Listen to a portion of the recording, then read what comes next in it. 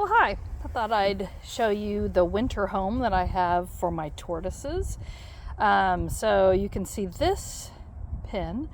The torts are only in here during the winter time. We have kind of made a makeshift fence that will hold them in. They have a lot of property to run during the summer times. So they don't need this pen. We don't need the pen year round, but we kind of have to bring them up. They're large enough that they are hard to move. So if the temperatures do drop, I have to have them close by so that we can make sure that they are all tucked into a warm area.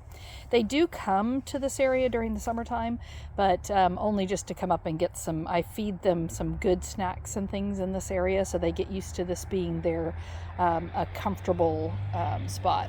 I do have water in different places on the property.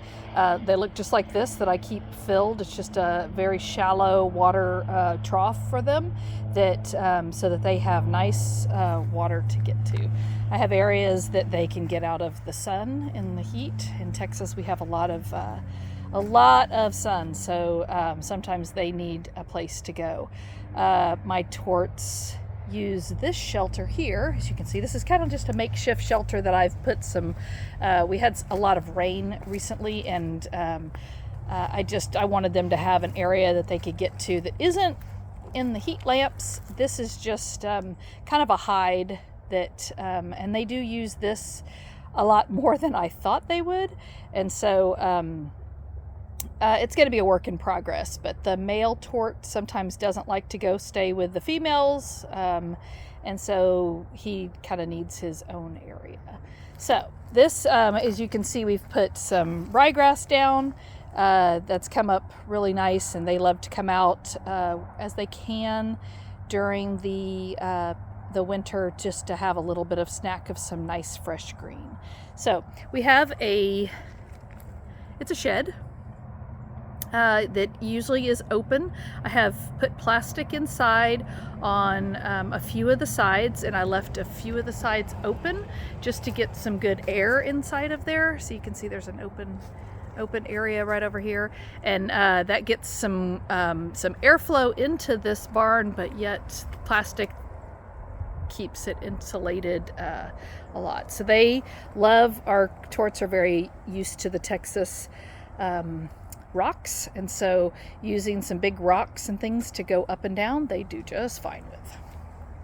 So inside of this, I have a warming box that's 4x8, and the reason it's 4x8 is because that's what plywood comes in, and that was easier for me to build.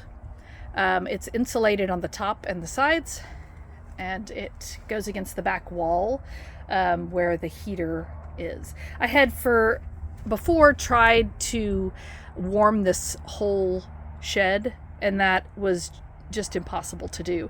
And it also, when I warmed the whole shed, didn't give them the air to come out in when it's not a time that they want to be in the heat. So I store my hibiscus plants and the things that I grow that are great to feed torts with. I knock them over here just so that they can come out and eat. They've been out eating all morning on the leaves.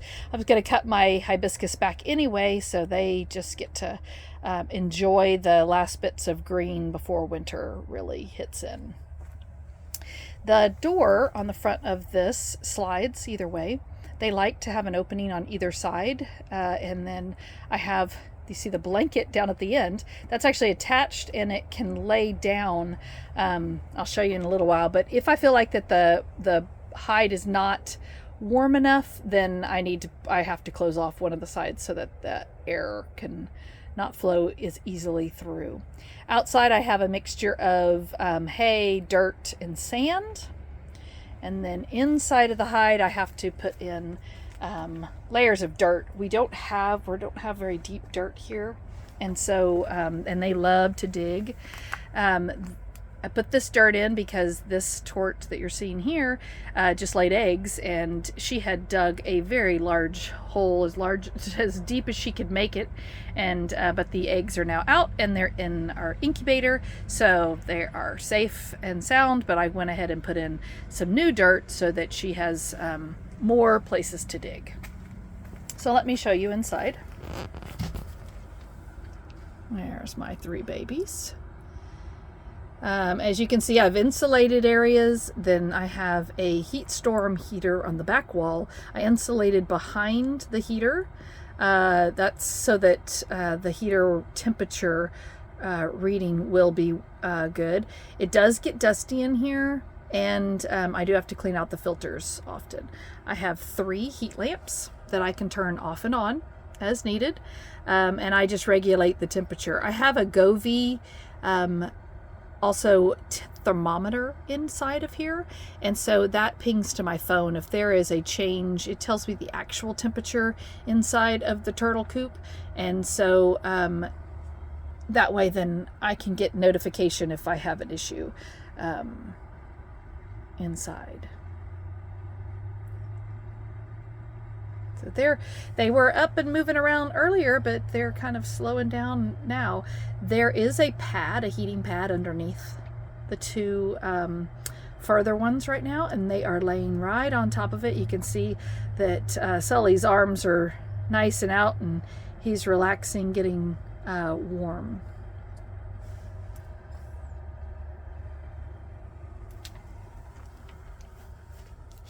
I do keep fresh food. I feed them fresh greens all the time, but these torts were raised with pellets, and so I do keep pellets for them all the time so that they can always have something to eat if the greens are just not been served yet.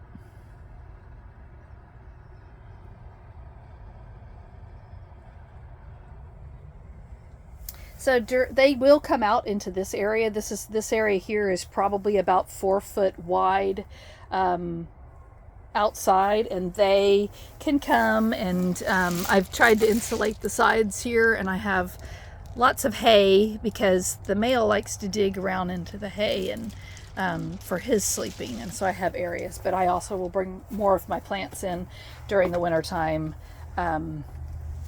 into here.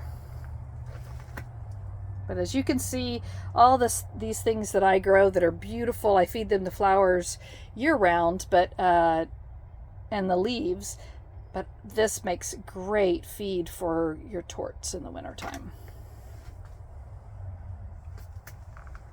Okay, I hope you guys are having a great day and that you learned something from this nice little winterized area. It's been working really well this year, so I'm thankful that I have it.